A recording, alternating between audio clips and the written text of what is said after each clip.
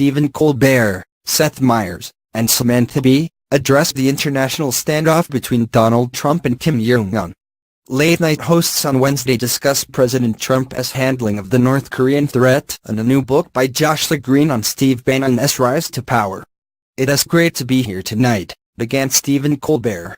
"It is great to be anywhere tonight, because tensions are building between President Donald Trump and North Korean President and disappointed volleyball Kim Jung-un.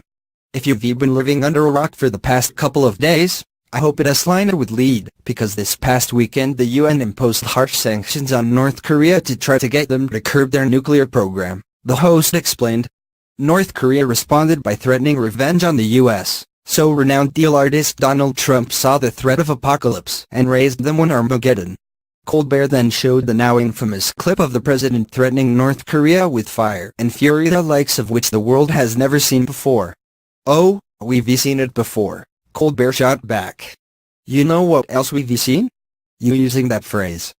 Colbert then showed numerous clips showing Trump employing the phrase in relation to a number of topics, like the opioid crisis and infrastructure in airports. "That is empty rhetoric, the likes of which you always use," Colbert continued. "It is good to know our president sees the fire of nuclear war as being on the same level as a nice airport he went to." Apparently Trump improvised fire and fury because the paper he had in front of him was an opioid fact sheet, Colbert went on. Trump's message of "Don't threaten us, we will rain down fire and fury," was so intimidating that North Korea immediately threatened a missile strike on the U.S. territory of Guam. "Look, North Korea, leave Guam out of this. They're a U.S. territory. That means they don't participate in the U.S. elections. They didn't vote for Trump, just like most Americans."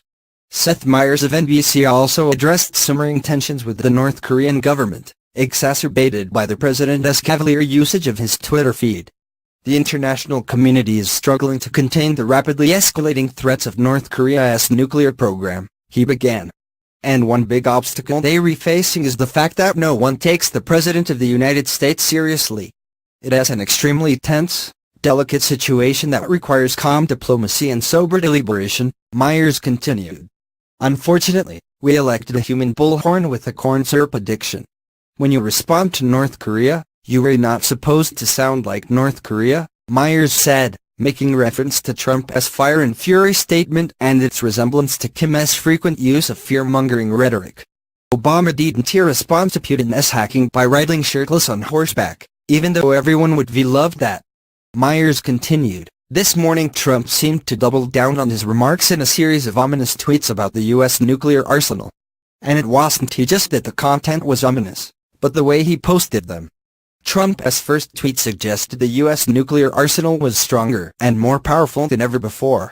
He added an ellipsis at the end, but waited 7 minutes to post another tweet. Hey man, you can't put an ellipsis after a tweet about nuclear weapons?" Meyers responded. "And look, he is probably doing it because he knows it is more dramatic this way, but for me, I am just going to imagine that he is too exhausted to do 2 tweets in a row.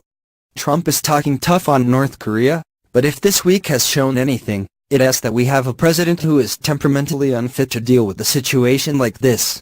Finally, Samantha Bee discussed the warring factions within the administration, as the far right has upped its attacks on our McMaster. "Welcome to another carefree day in the world of late-night comedy," she began before addressing Trump's threat to North Korea. "I am sure our president is carefully monitoring this crisis from his Situation card in Where the Fuck, New Jersey. But I actually unironically want to thank him for, at the very least, hiring a sane person, our McMaster, to replace that dangerous fucking nutbag with the Pizzagate son. Things may seem scary right now, but as long there's one growing up in a White House full of children, reality stars and huckabees, we should be fine," she added, before discussing a new book by Joshua Green, called Devil's Bargain, on senior advisor Steve Bannon's rise to power. "Steve has been out of public view lately," she said. "If I could suck my own cock I'd probably never leave my bedroom either. Since I can I spend my time reading."